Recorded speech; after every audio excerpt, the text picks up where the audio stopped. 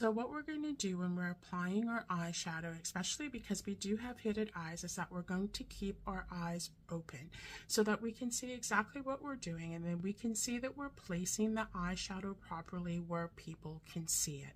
So what we're going to do is we're going to keep our eyes open, we're going to look straight ahead, and we're not going to go right where our crease is, where most people would do, because their skin is like flat along here. So this part would be just totally up, and so wherever they put the shadow, people are going to see it and it's going to be prominent.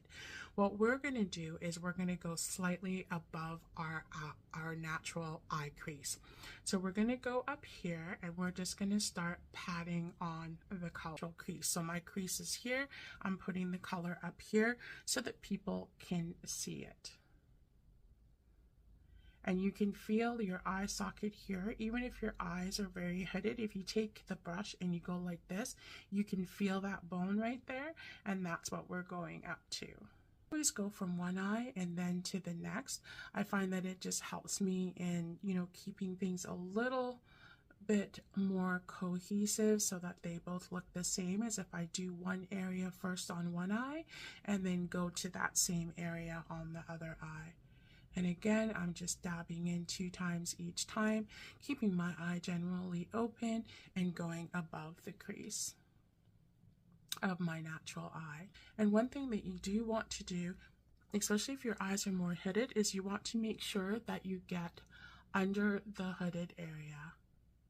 So mine is just a little bit, but I still always make sure that I put some color, like just on the tip of my brush, and then I go under that area that's hidden and put that color on there, also because it makes it look more cohesive as well.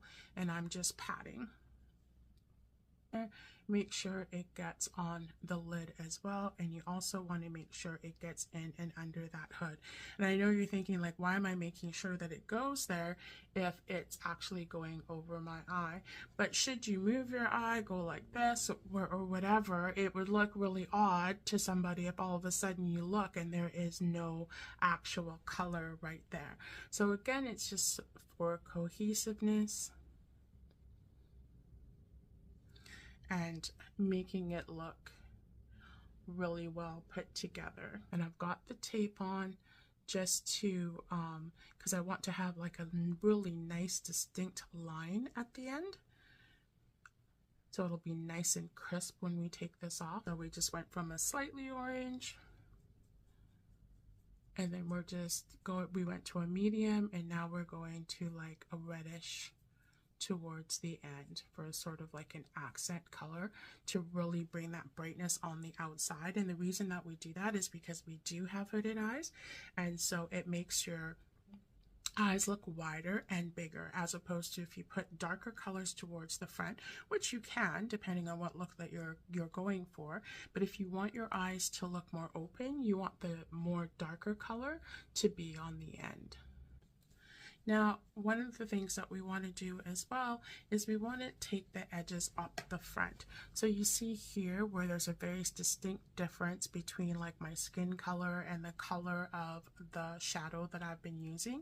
We want to take a brush that is very fluffy. So we're trying to get a blending brush and then just blend those colors so that they look good together. So what I'm going to do is I'm going to take a little bit of setting powder and I'm going to put it on my brush. So just something like this, and then I'm just going to tap it on my arm so I don't get too much, and then I'm going to go around the top of where I have those colors, and I'm just going to blend. So I'm just going in a circle, going one way and then going the other. Okay. And you see how the color at the top is just getting really lightly diffused, so it doesn't look like there's this stark difference between the color of my skin and the color of the shadow that I'm using. I'm always also going to use what's left on there to just kind of go over here just slightly, just to mix that together. Okay. Then we're going to take the tape off. The tape, and then this is what our eyelid looks like.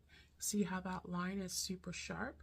That's what the tape did, okay? So then I'm just going to clean up underneath. So I'm going to take a makeup wipe. It's about the only time I use a makeup wipe. And I'm just going to clean up underneath my eye. Okay? That. And then you see, again, the sharp line on the end, okay? And you didn't have to do any work for that. You don't have to thing it after because the tape has done that for you. And if you don't have cosmetic tape, you can actually use regular Scotch tape like this.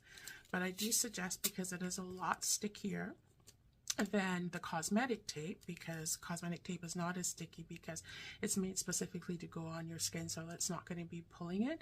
So if you're going to use this, I would just put it on your hand a couple of times, take it off a couple of times, just to get, you can even hear the difference, right? Just to get a little bit of that glue off and onto your hand, and then you can put it on your eye and do the exact same thing. So I'm going to go off and do my foundation and everything else, and I'll be right back.